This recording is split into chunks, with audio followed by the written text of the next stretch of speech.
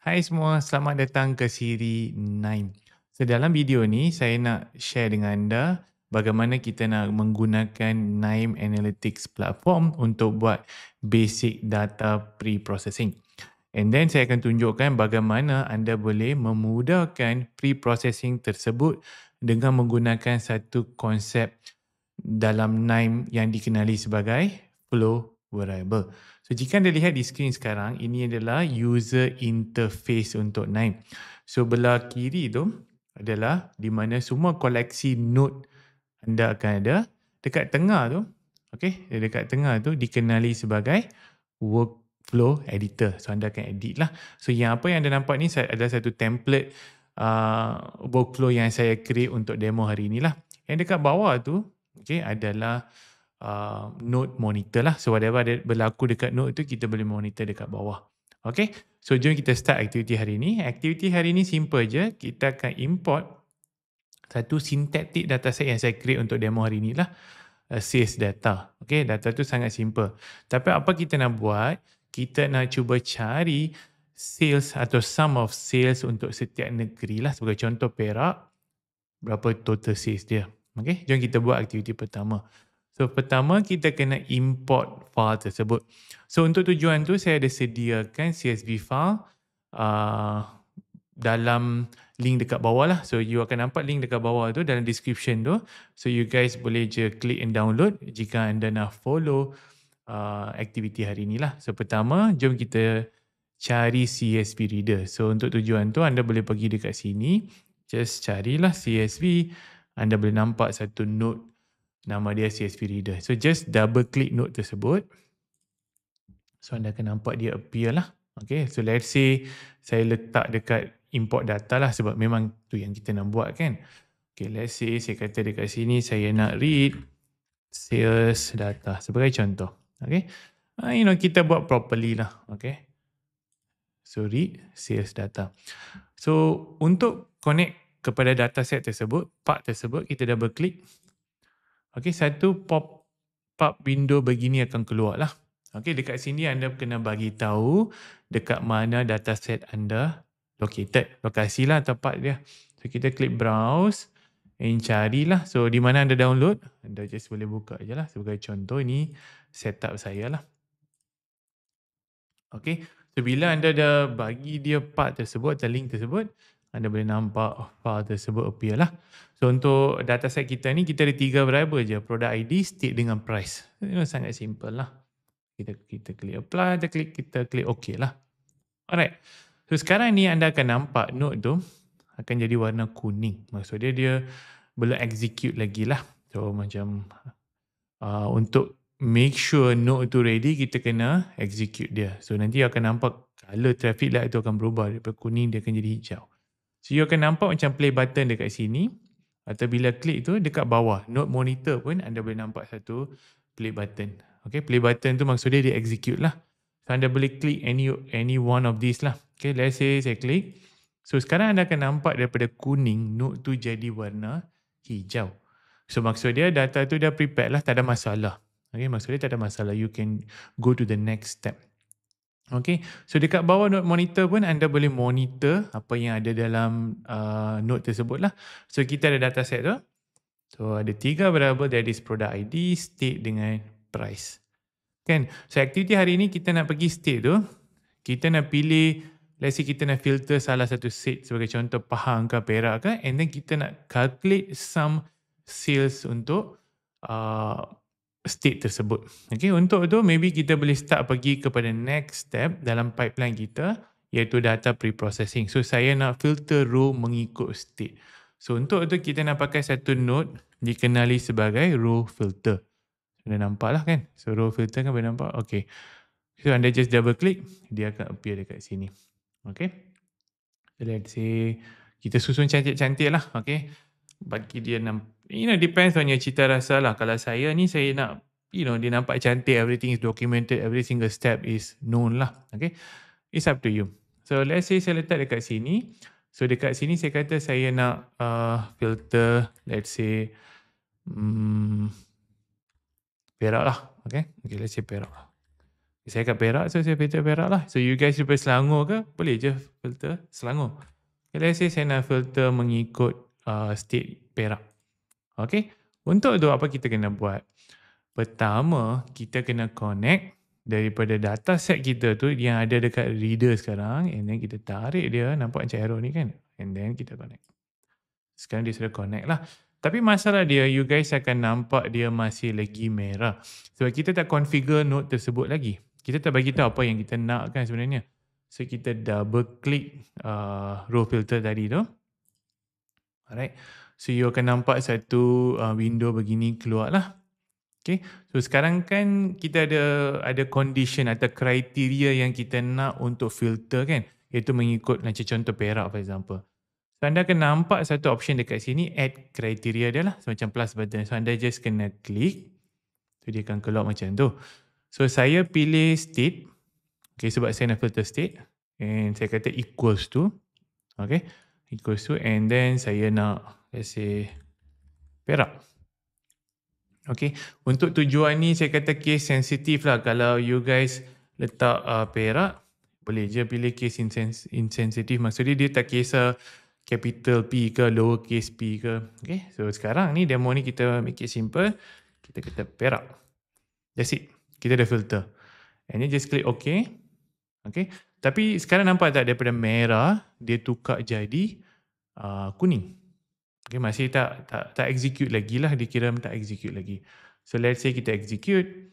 Sekarang bila kita monitor node tersebut dekat bawah. Berarti dekat bawah node monitor tu. Anda hanya nampak state Perak sahaja. So saya klik balik CSV reader tadi tu. Anda boleh nampak lah Pahang lah, Pening lah, Terengganu semua ada kan.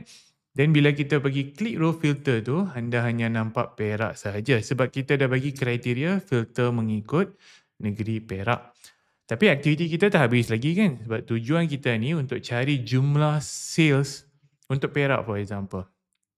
Okay, let's say bos you tanya, Perak sales total dia berapa kan? That's why kita buat lah. Let's say Terengganu berapa? Then kita kena modify dia untuk Terengganu. So sekarang saya nak cari sum. So untuk tu saya nak pakai lagi satu node dikenali sebagai kita group by. Okay, so double click group by. You akan nampak dia dah connect dekat sini lah. So dekat sini saya maybe saya kata saya nak let's say saya kata sum lah. Sum sales Perak lah. Okay, so all the sum of the sales yang ada Perak. Okay, then just click. Tapi sekarang dia merah lagi sebab yalah kita tak configure lagi kan. So double click dia. So untuk ni group by ni, okay, so dia tak basic sangat, dia ada a bit advanced sikit. Tapi I'll try to go a bit step by step for you all. Kalau masih you have some difficulty, you're always welcome to comment dekat section lah, saya akan tolong. Alright. So untuk ni kita kena buat dua thing. Pertama kita nak group mengikut state. So untuk tu saya pilih state, variable state, and then saya nak group mengikut state. Okay, sebab untuk ini kita tak kisah pasal product ID kan, kita nak group mengikut state. And then kita pergi ke manual aggregation. So di sinilah di mana kita nak bagi tahu dekat dia kita nak tambah ke, kita nak tolak ke, kita nak darab ke. Kita nak cari mean ke, kita whatever aggregation that you want to do lah. Tapi you kena pasti bagi tahu lah aggregation dekat mana. So price. Okay, so sebab saya nak cari jumlah price. So saya add dekat sini. Okay, so dekat window anda akan nampak price. Tapi by default aggregation dia jadi mean. Okay, you boleh nampak dia jadi mean. So mean tu, kalau you nak mean boleh je, tak ada masalah. Tapi kan aktiviti hari ni kita nak cari sum kan. So kita klik dekat mean tu, kita carilah sum. Okay, semua nak apa benda yang you guys nak ada dekat situ lah. So untuk ni saya nak cari sum, saya letak sum. Okay, then saya klik apply. And saya klik OK. So daripada merah dia jadi orange.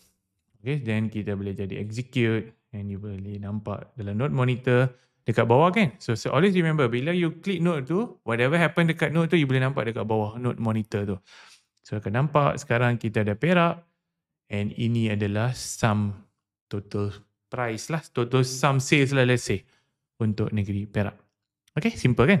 So, kalau you nampak pipeline ni adalah di mana kita buat basic data pre-processing, di mana kita ada satu, data set, kita import data set tu, dan kita filter mengikut keperluan kita, and then sebagai contoh kita buat basic aggregation, kita nak cari sum.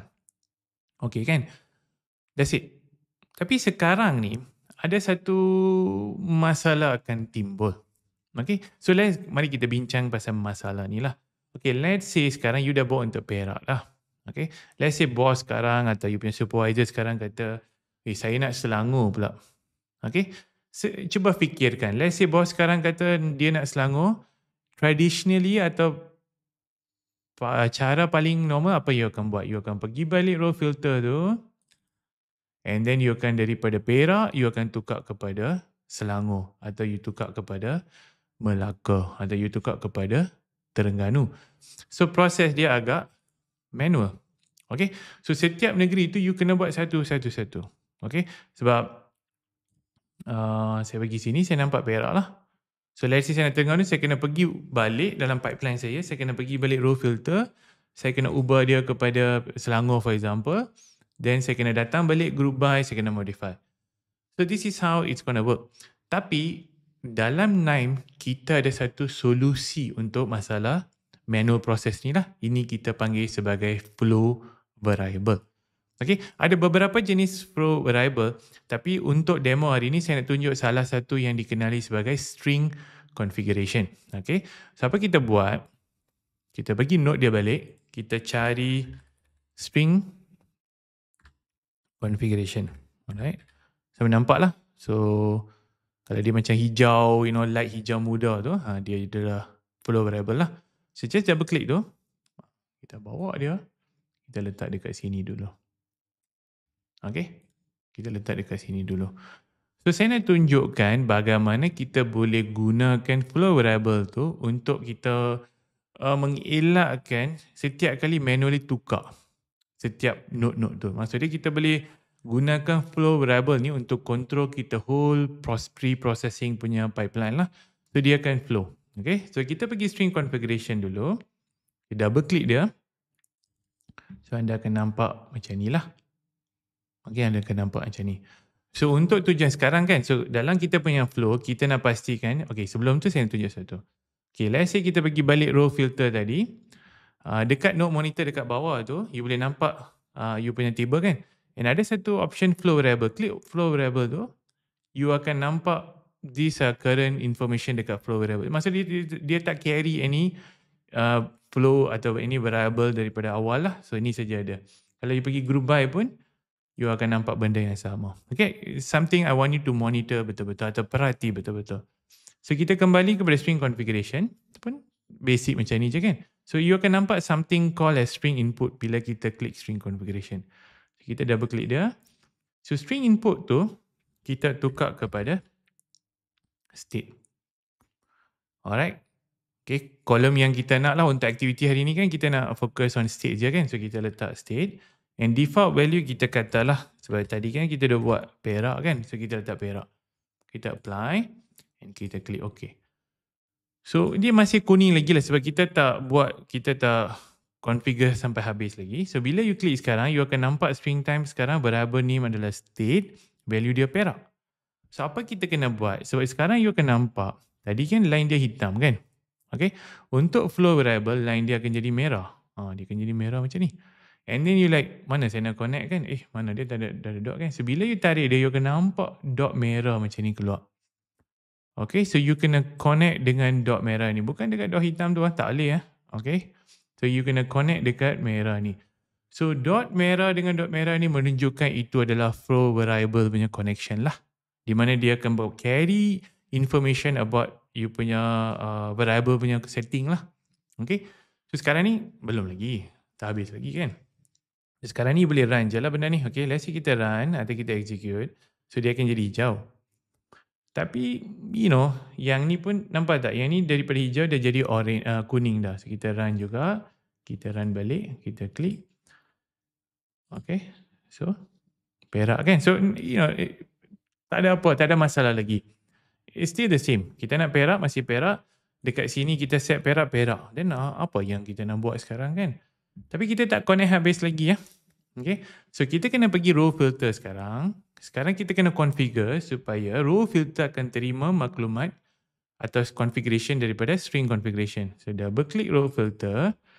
So dekat sini anda akan nampak, ini yang setting kita buat tadi tu kan, perak kan. So jika anda perhati, ada satu benda yang macam ada petak, lepas tu ada dua dot merah tu kan dekat atas kan. Itu adalah setting untuk flow variable. Okay. So kita kena klik tu. Dia akan minta adakah kita nak override dengan flow variable. So kita kena klik ni. So tadi kan kita dah setting kan dengan string configuration tadi kan. Ada state, kita klik state and kita klik OK. Alright. So sekarang ni bila dah kita set macam tu, nampak tak value tu kita tak boleh modify dah. Sebab kita tak boleh ubah-ubah dah. You akan perhati tu lah. So dekat sini kalau you klik memang dia takkan apa sebab dia akan terima, dia dah connect dengan node string flow string configuration tadi tu, flow variable. So maksud dia kita tak boleh modify dah. Okay. Alright. So saya akan tunjukkan sekarang. Kita run. Perak lagi kan. Apa yang masalah, apa yang kita solve sekarang ni kan, dari tadi duk perak aja kan. Sekarang ni, let's say boss sekarang kata, saya nak Selangor. Kan tadi masalah dia kita kena ubah setiap satu kepada Selangor. Tapi sekarang jika anda perhati betul-betul, kita just boleh bagi kepada string configuration tadi tu. Okay. Kan saya kata state dengan perak kan. So sekarang ni perak ni kita boleh je ubah sebagai Selangor. Ini kita apply. Dia kan kata reset lah. Okay. And then okay. So sekarang you kena run balik lah sebab dia jadi semua nampak dah. Semua jadi kuning dah. So kita kena run balik. Okay. Ini kita kena run balik. And gini kita kena run balik. Sekarang anda akan perhati. Just by modifying, changing my string configuration kepada Selangor. Then row filter pun jadi Selangor. Group by pun jadi Selangor. Okay. So I think I able to show you how I solve this problem lah. Kan? So anything, so whatever, sekarang you nak negeri lain pun, you just pergi string configuration ni and you modify what is the requirement. So, okay, tak ada apa. So setiap node di bawah string configuration tu, dia akan ikut configuration variable itu saja. So you tak perlu ubah untuk setiap satu. So dalam KNIME, ini adalah the main reason kita pakai flow variable. Cuba fikirkan. Maybe contoh hari ni dia agak simple. Let's say contoh tu semakin kompleks. Semakin, you mean you ada banyak lagi node dalam pre-processing.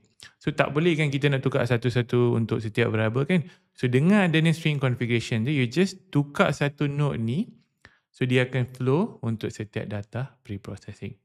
Alright. So, saya harap video ni membantu anda memahami konsep flow variable dalam KNIME. Sekian, terima kasih. Saya harap saya jumpa anda semua dalam video saya yang seterusnya dalam siri KNIME. Sekian, terima kasih.